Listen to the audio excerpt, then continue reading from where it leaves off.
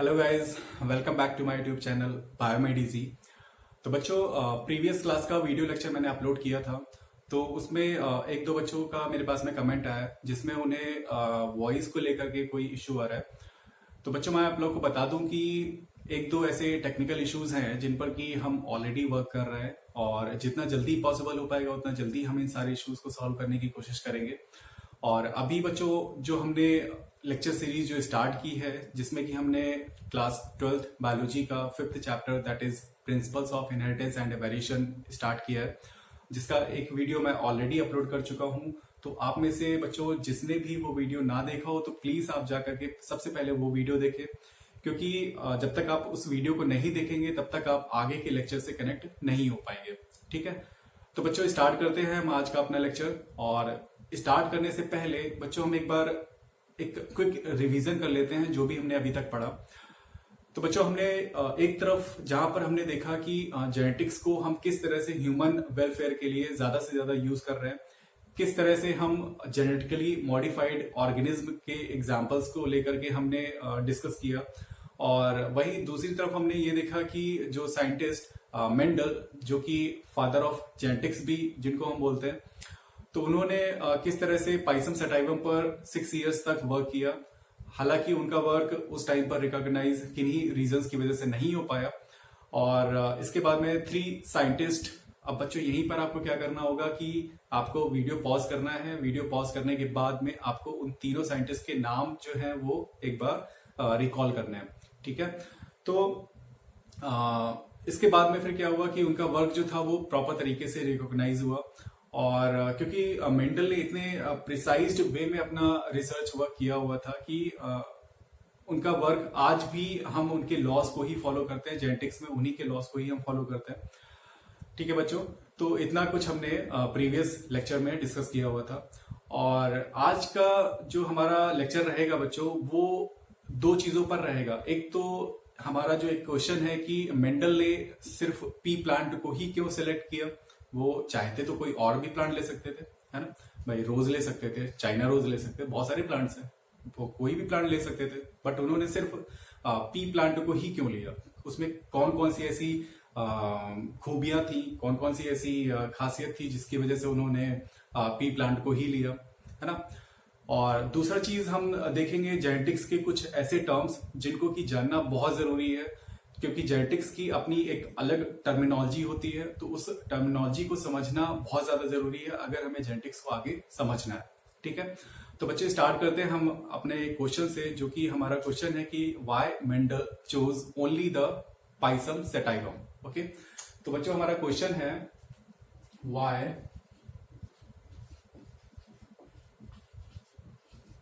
Mendel selected only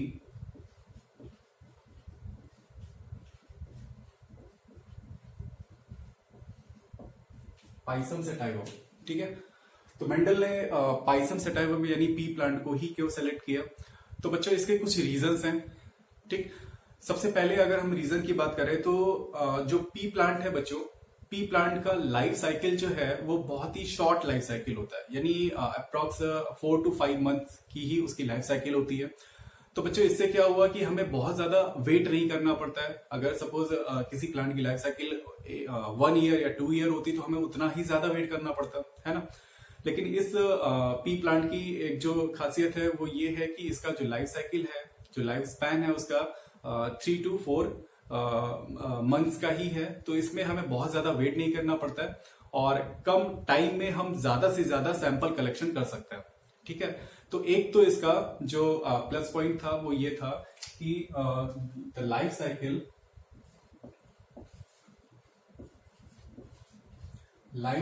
of P plant is very short, approx 3 to 4 months. Okay, तो बच्चों एक ये इसका प्लस पॉइंट था। और दूसरा बच्चों अगर हम इसमें बात करें तो जो पी प्लांट है, pea plant they can reproduce, they can do cross fertilization as well as self fertilization. ठीक है। तो एक ये इसका पॉइंट था कि जो पी प्लांट है दे कैन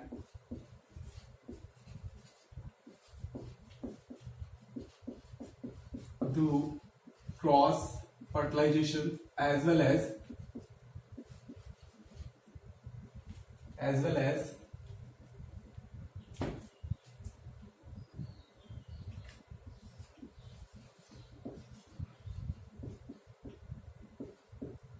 सेल्फ फर्टिलाइजेशन। ठीक है। इसके बाद में बच्चों तीसरा जो सबसे ज्यादा इंपॉर्टेंट पॉइंट है पी प्लांट को सेलेक्ट करने का, तो बच्चों मेंडल जो थे वो एक ऐसा प्लांट चाहते थे जिसमें कि कॉन्ट्रास्टिंग कैरेक्टर्स प्रेजेंट हो। ठीक है। कॉन्ट्रास्टिंग कैरेक्टर्स यानी कि हमने लास्ट जो हमारा वीडियो था उसमें भी हमने डिस्कस किया था कि कॉन्ट्रास्टिंग कैरेक्टर्स क्या होते हैं। Contrasting means opposite characters. ठीक है। सपोज अगर हाइट हमने लिया है कैरेक्टर, तो हाइट दो टाइप की होनी चाहिए थी, एक तो टॉल हाइट या फिर शॉर्ट हाइट, किसी भी तरह का कोई इंटरमीडिएट नहीं होना चाहिए था, है ना। तो इसी तरह से मेंडल ने जो पी प्लांट लिया, तो पी प्लांट में कॉन्ट्रास्टिंग कैरेक्टर्स प्रेजेंट थे और मेंडल ने 7 कॉन्ट्रास्टिंग कैरेक्टर्स पर उन्होंने स्टडी किया। और वो 7 कंट्रास्टिंग कैरेक्टर कौन कौन से हैं उनको हम एक टेबलर फॉर्म में यहाँ पर हमें स्टडी करेंगे। ठीक है। तो ये एक जो था ये सबसे इंपॉर्टेंट रीजन था पी प्लांट को सेलेक्ट करने का कि पी प्लांट में कॉन्ट्रास्टिंग कैरेक्टर्स प्रेजेंट होता है। ठीक है। तो ये थर्ड पॉइंट हो जाएगा इसका।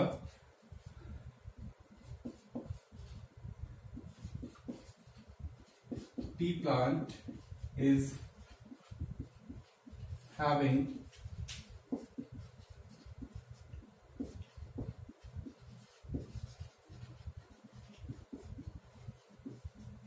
contrasting characters and there are total 7 contrasting characters।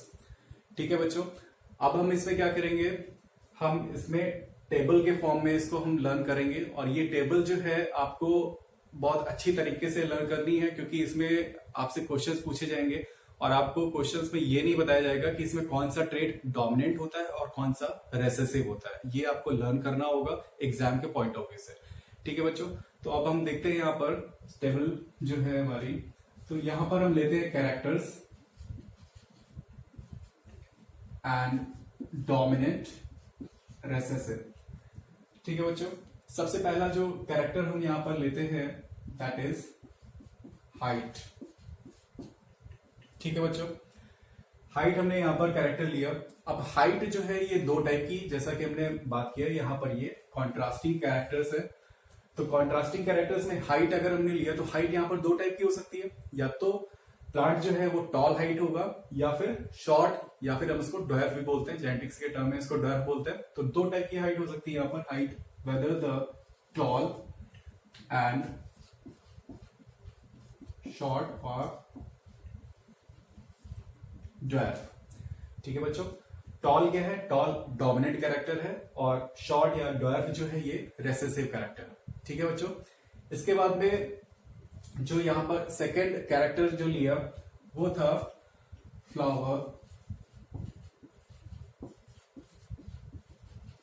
Flower colour. ठीक है बच्चों, अब फ्लावर कलर जो है ये दो टाइप का हो सकता है, वेदर द पर्पल और व्हाइट। ठीक है बच्चों, पर्पल यहां पर क्या है, डोमिनेंट कैरेक्टर है और व्हाइट जो है ये रेसेसिव कैरेक्टर है। ठीक है।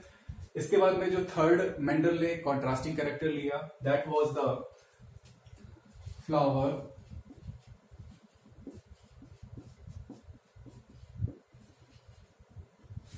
पोजीशन।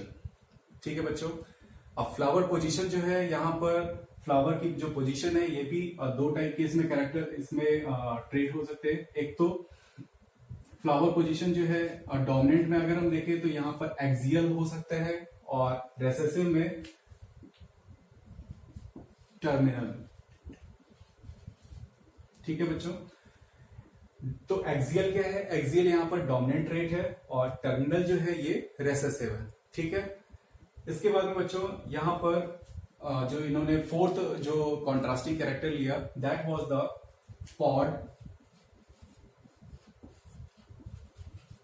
Pod colour. ठीक है बच्चों, अब पॉड कलर जो है यहाँ पर ग्रीन एंड येलो। ये दो टाइप के कैरेक्टर्स हो सकते हैं, या तो ग्रीन या फिर येलो। ग्रीन जो है ये डोमिनेंट है और येलो जो है ये रेसेसिव कैरेक्टर। ठीक है बच्चों, इसके बाद में यहां पर जो इन्होंने फिफ्थ कैरेक्टर लिया that was the pod shape. ठीक है बच्चों, पॉड शेप।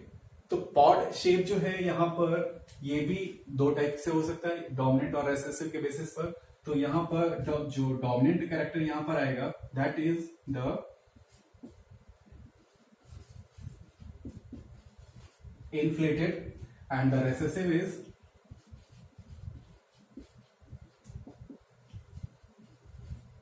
constricted।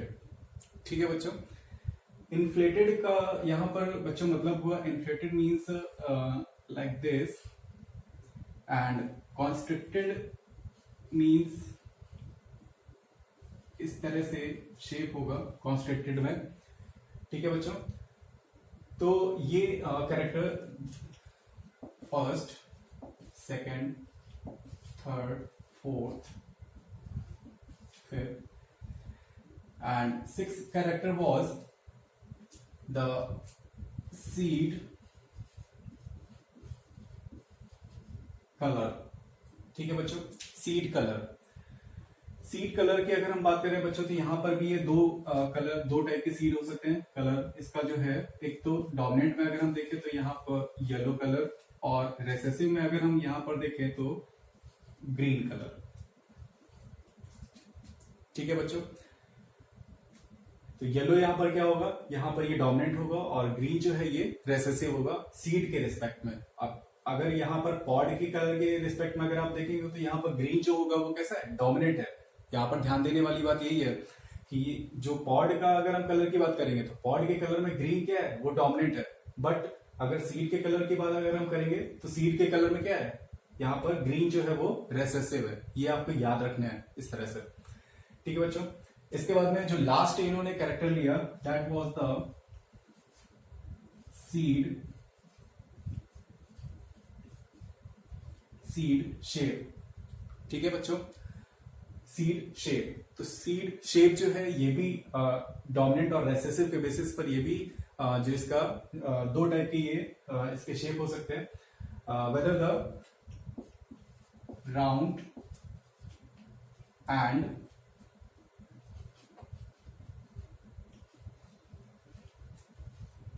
रिंकल्ड। ठीक है बच्चों, राउंड एंड रिंकल्ड। तो राउंड यहां पर क्या हो गया, डोमिनेंट कैरेक्टर हो गया, और रिंकल्ड जो है ये रेसेसिव कैरेक्टर हो गया। ठीक है, तो बच्चों इस तरह से ये टेबल है। इस टेबल को आपको बहुत अच्छे से लर्न करना है क्योंकि इसी पर बेस्ड कई सारे क्वेश्चंस हैं। इसी पर बेस्ड आपसे जेनेटिक्स में क्वेश्चन पूछे जाएंगे और इसमें से आपको जो है ये नहीं बताया जाएगा कि कौन सा डोमिनेंट है कौन सा रेसेसिव है। ये आपको खुद से इसमें लर्न करना होगा और उसी के बेसिस पर आगे के जो क्वेश्चंस होंगे वो सॉल्व करने हैं। ठीक है बच्चों, तो ये था। और इसके बाद में बच्चों इसका जो लास्ट में एक और पॉइंट आता है कि हमने पी प्लांट को ही क्यों सिलेक्ट किया। जो मेंडल थे, मेंडल ने पी प्लांट को ही क्यों लिया, तो इसमें एक और इम्पॉर्टेंट पॉइंट है जिसको कि हम स्टडी करेंगे।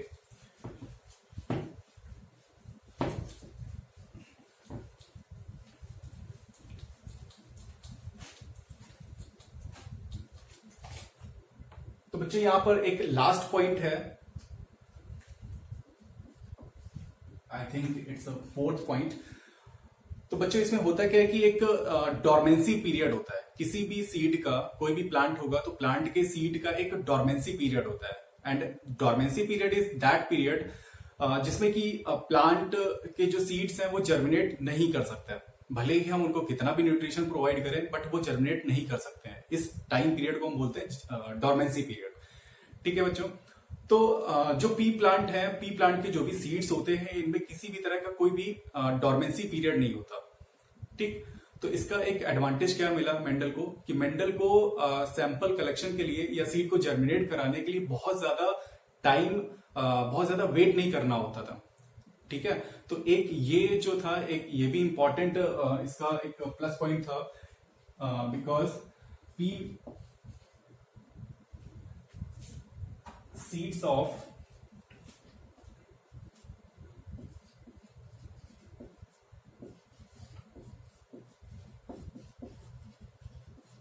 pea plant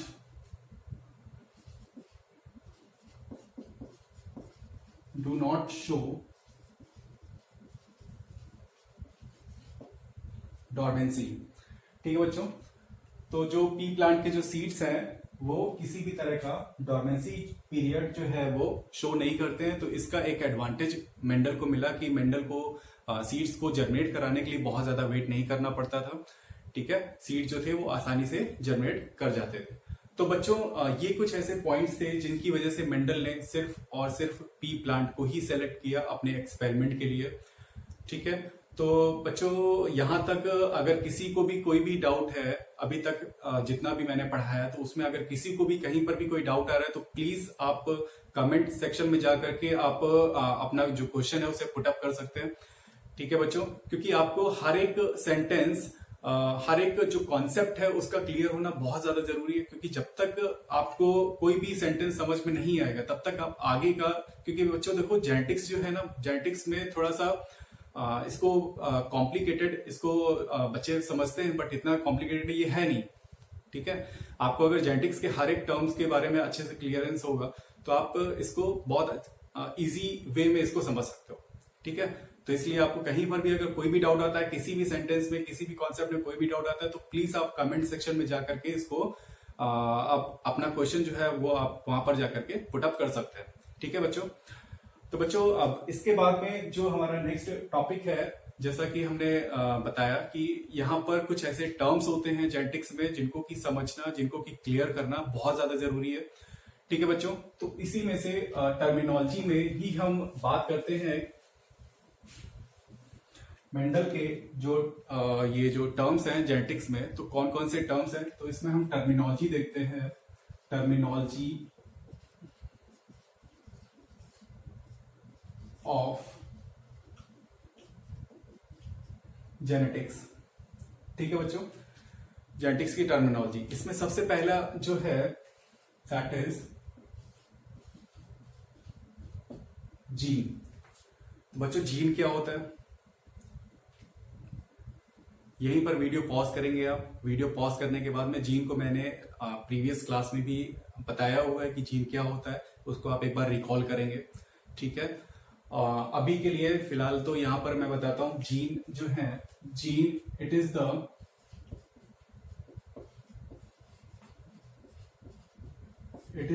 unit of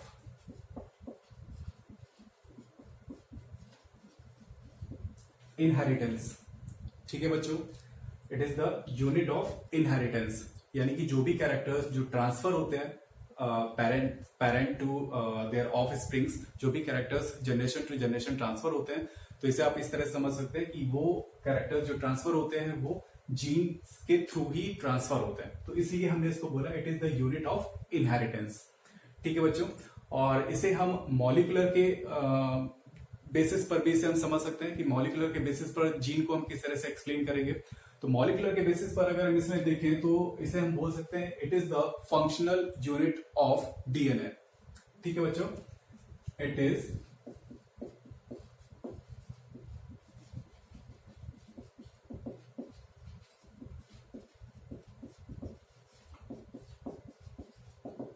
is the functional unit of DNA.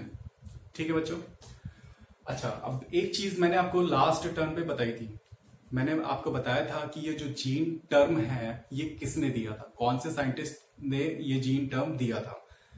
तो बच्चों यहां पर भी आपको क्या करना है, यहां पर आपको वीडियो पॉज करना है। ठीक है, और एक बार रिकॉल करना है कि मैंने क्या बताया था, कौन से साइंटिस्ट थे वो जिन्होंने ये टर्म यानी जीन टर्म इंट्रोड्यूस किया था। ठीक है, तो अभी तो मैं आपको बता रहा हूं कि यहां पर जो साइंटिस्ट है, साइंटिस्ट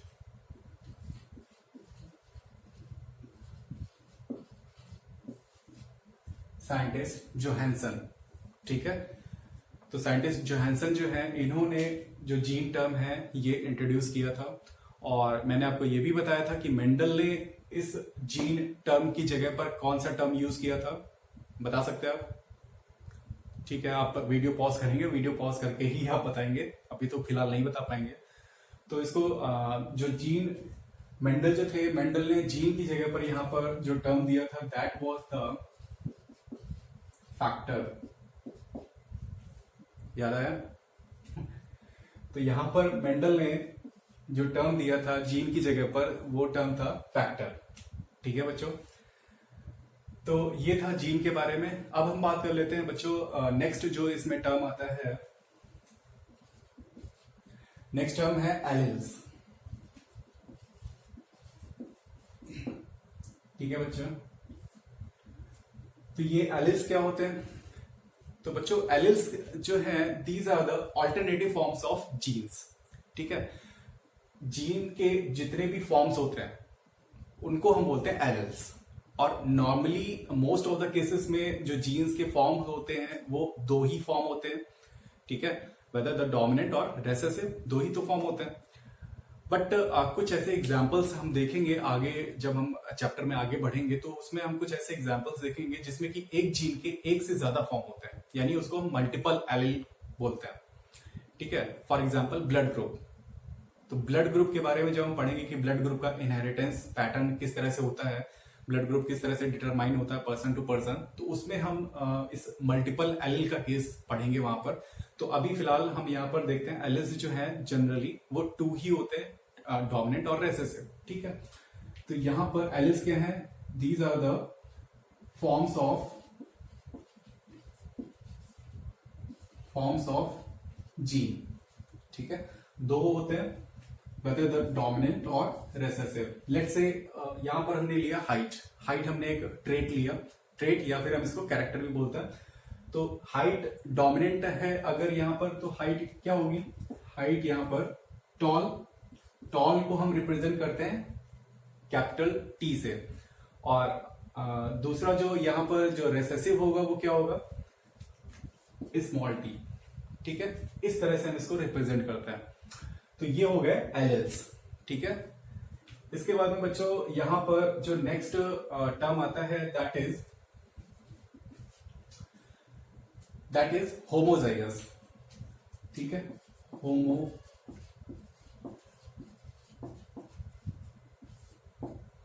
होमोजाइगस। ठीक है बच्चों, होमोजाइगस। अच्छा, यहां पर ये कैपिटल टी है और स्मॉल टी है। इस कैपिटल टी का मतलब क्या हुआ? कैपिटल टी का मतलब हुआ यहाँ पर ये टॉल, यहाँ पर हम बात कर रहे हैं टॉल की। ठीक है बच्चों, यहाँ पर हम क्या बात कर रहे हैं? टॉल। और यहाँ पर स्मॉल टी है, तो स्मॉल टी का मतलब क्या हुआ बच्चों? यहाँ पर स्मॉल टी का मतलब हुआ कि ये हम बात कर रहे हैं ड्वार्फ। ठीक है बच्चों, तो ये आपको लर्न करना है इसको। तो इसे हम क्या ड्वार्फ भी लिख सकते हैं या फिर हम इसे शॉर्ट भी लिख सकते हैं। ठीक है बच्चों, इसके बाद में बच्चों नेक्स्ट जो इसमें इंपॉर्टेंट जो टर्म है दैट इज होमोजाइगस। ठीक है बच्चों, होमोजाइगस। अब होमोजाइगस का मीनिंग क्या हुआ? होमोजाइगस, होमो मीन्स होता है सेम। ठीक है, होमो मीन्स सेम और सिमिलर। ठीक है बच्चों, तो अब यहां पर अगर हम सपोज किसी भी एलिल्स को चाहे वो डोमिनेंट हो या फिर रेसेसिव हो, ठीक है, दोनों जो दो एलिल्स हम जिनको लिखने वाले हैं तो वो दोनों एलिल्स एक जैसे ही होने चाहिए। तो अगर वो दोनों एलिल्स एक जैसे हैं तो ऐसे एलिल्स को हम बोलेंगे होमोजाइगस। और ये होमोजाइगस जो है, होमोजाइगस भी इनको हम फर्दर दो टाइप से डिवाइड कर सकते हैं। एक तो होमोजाइगस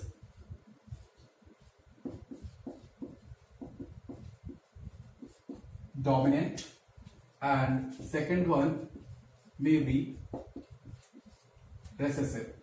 ठीक है बच्चों, homozygous dominant and homozygous recessive. अब होमोजाइगस डोमिनेंट को हम किस तरह से रिप्रेजेंट करते हैं?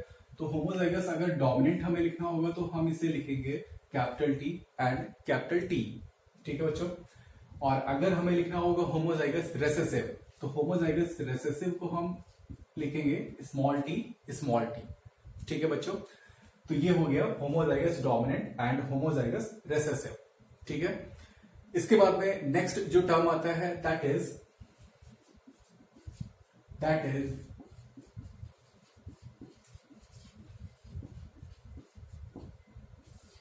हेट्रोजाइगस। ठीक है बच्चों, हेट्रोजाइगस। होमोजाइगस में जहां हमने दोनों एलिल्स को, दोनों एक जैसे एलिल थे, कैपिटल टी था, इसमें भी कैपिटल टी है, इसमें स्मॉल टी है, स्मॉल टी है, ये दोनों ही केस क्या है, ये दोनों ही होमोजाइगस है। ये होमोजाइगस डोमिनेंट है और ये होमोजाइगस रेसेसिव है। बट यहां अगर हम हेट्रोजाइगस की बात करें तो हेट्रोजाइगस में यहां पर हम दोनों एलिल, ना तो हम कैपिटल टी लिख सकते हैं, ना ही स्मॉल टी लिख सकते हैं। इसको हम कैसे लिखेंगे, इसको हम लिखेंगे, एक तो कैपिटल टी होगा यहां पर और एक होगा स्मॉल टी। समझ में आया? तो इसको हमने हेट्रोजाइगस, इसीलिए इसका नाम क्या है, हेट्रोजाइगस। हेट्रो मींस क्या है, डिफरेंट। तो यहाँ पर जो एलिल्स हैं ये कैसे हैं, ये अलग अलग एलिल्स हैं। एक तो यहाँ पर डोमिनेंट है और दूसरा कैसा, रेसेसिव। तो इस तरह से अगर यहाँ पर कंडीशन लिखी हुई है तो इसको हम क्या बोलेंगे, this is the heterozygous condition. समझ में आया? ठीक है। यहां तक अगर किसी को कोई भी डाउट हो रहा होगा तो आप प्लीज कमेंट सेक्शन में जा करके अपना डाउट वहां पर पुट अप करेंगे।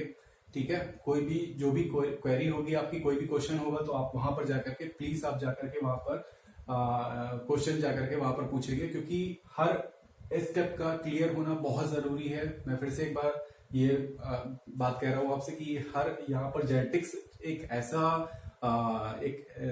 ऐसा सब्जेक्ट है जिसमें कि अगर आपने कोई भी पॉइंट अगर आपने मिस कर दिया तो उसके बाद से बहुत ज्यादा प्रॉब्लम हो जाएगी आपको समझने में।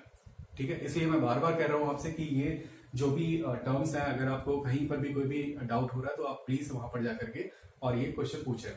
ठीक है। तो ये हुआ बच्चों होमोजाइगस और हेट्रोजाइगस। ठीक है। इसके बाद में नेक्स्ट एक और टर्म आता है यहां पर,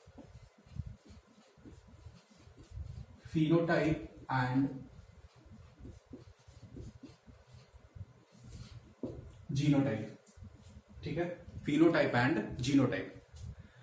तो अब इसका क्या मीनिंग हुआ, फिनोटाइप एंड जीनोटाइप। तो बच्चों फिनोटाइप का मतलब होता है, phenotype means physical appearance.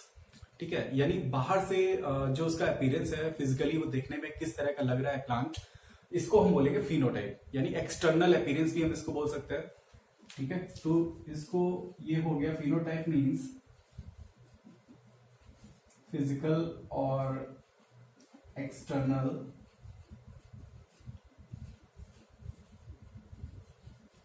Appearance. ठीक है बच्चों, इसको हम बोलते हैं फिनोटाइप।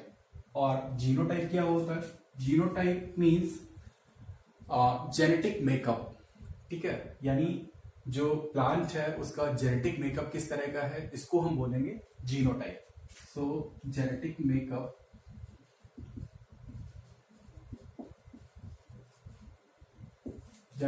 Is the genotype. ठीक है बच्चों, समझ में आया इतना? तो ये हो गया फिनोटाइप एंड जीनोटाइप। अब फिनोटाइप, चलो इसको एक एग्जांपल ले लेते हैं, एलिल के केस से हम इसको समझ लेते हैं। सपोज यहां पर ये इस तरह से लिखा हुआ है कैपिटल टी और एक दूसरा जीनोटाइप जो हमने लिया कैपिटल टी स्मॉल टी। ठीक है बच्चों। अब यहां पर अगर हम देखें तो ये जो दोनों प्लांट्स है, ये दोनों प्लांट्स किस तरह के दिखेंगे हमें, इनका यानी कि फिनोटाइप कैसा होगा, ये देखने में कैसे लगेंगे, एक्सटर्नल अपीयरेंस कैसा होगा। तो ये दोनों ही प्लांट जो होंगे वो टॉल प्लांट होंगे। ठीक है। यानी कि इनका फिनोटाइप कैसा होगा, ये टॉल होंगे, दोनों ही प्लांट जो है ये टॉल होंगे।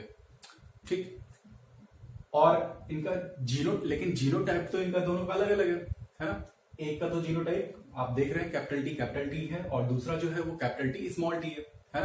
तो जीनोटाइप तो दोनों का अलग है, लेकिन फिनोटाइप कैसा है, फिनोटाइप यानी दोनों दिखेंगे कैसे, वो दिखेंगे हमेशा टॉल ही। ठीक है। तो ये है इसका फिनोटाइप और ये जो दो हैं ये हैं इनके जीनोटाइप। समझ में है? अब ये टॉल कैसे होगा, क्वेश्चन एक आपके मन में ये भी आ सकता है कि यहाँ पर ये टॉल कैसे होगा। चलो ये तो आपको समझ में आ गया होगा कि दोनों ही कैपिटल टी लिखे हुए तो इसलिए इसको टॉल बोल दिया, लेकिन ये टॉल कैसे हुआ। ठीक है। ये टॉल कैसे हुआ, ये क्वेश्चन आपके मन में आ सकता है। तो ये टॉल कैसे हुआ, इसी को हम बोलते हैं लॉ ऑफ डोमिनेंस, जिसको कि हम अपना जो नेक्स्ट जो हमारा लेक्चर होगा इसमें हम डिस्कस करेंगे कि ये टॉल कैसे हुआ। ठीक है। वो लॉ ऑफ डोमिनेंस है, मेंडल के जो लॉज हैं, 3 लॉज हैं, law of dominance, segregation, independent assortment. तो उसमें हम ये डिस्कस करेंगे कि ये वाला जो टॉल कैसे हुआ। ठीक है। तो ठीक है बेटा, अब हम यहीं तक अपना आज का जो हमारा लेक्चर है यहीं तक रखते हैं और अभी भी इसमें कुछ ऐसे टर्म्स हैं जो कि काफ़ी ज़्यादा इम्पॉर्टेंट है जेनेटिक्स के पॉइंट ऑफ व्यू से, उसको समझना काफ़ी ज़्यादा इम्पॉर्टेंट है। बट आज का वीडियो लेक्चर हम यहीं तक रखते हैं बच्चों। और बच्चों एक जो सबसे ज़रूरी बात है कि आप इस वीडियो को ज़्यादा से ज़्यादा शेयर इसलिए करें जिससे कि ये वीडियो हर बच्चे तक बहुत इजीली पहुंच जाए। और जो भी बच्चे हैं जो अभी आप जानते हैं कि लॉकडाउन का टाइम चल रहा है, और तो ज़्यादा से ज़्यादा बच्चों तक आप इस वीडियो को शेयर करें, ठीक है। और दूसरी चीज़ ये है कि अगर आपको वीडियो अच्छा लगे तो आप उसे लाइक कर दें। लाइक करने में कोई ऐसी बुराई नहीं है, लाइक तो कर ही देना चाहिए, लाइक कर दें आप वीडियो को। और इससे भी ज़्यादा इम्पॉर्टेंट चीज़ ये है कि आप ये जो चैनल है इस चैनल को सब्सक्राइब ज़रूर करें, ठीक है। सब्सक्राइब करने का कुछ ऐसा कोई पर्टिकुलर ऐसा कोई रीजन नहीं है, इसको कोई अदरवाइज नहीं लेना है। सिर्फ सब्सक्राइब करने का सिर्फ एक रहता है कि जैसे ही मैं कोई वीडियो एक अपलोड करूंगा तो सब्सक्राइब, अगर आपने चैनल को सब्सक्राइब किया होगा तो उस वीडियो का नोटिफिकेशन जो है वो आप तक तुरंत पहुंच जाएगा। इसलिए चैनल को सब्सक्राइब करना सबसे ज्यादा इंपॉर्टेंट होता है अगर आपको किसी भी लेक्चर की सीरीज को स्टडी करना है, ठीक है। तो इसलिए ज्यादा से ज्यादा इसको शेयर करें। कोई डाउट है तो आप कमेंट में जाकर के उससे पूछ सकते हैं, ठीक है। और चैनल को सब्सक्राइब जरूर करना है, ठीक है। Thank you.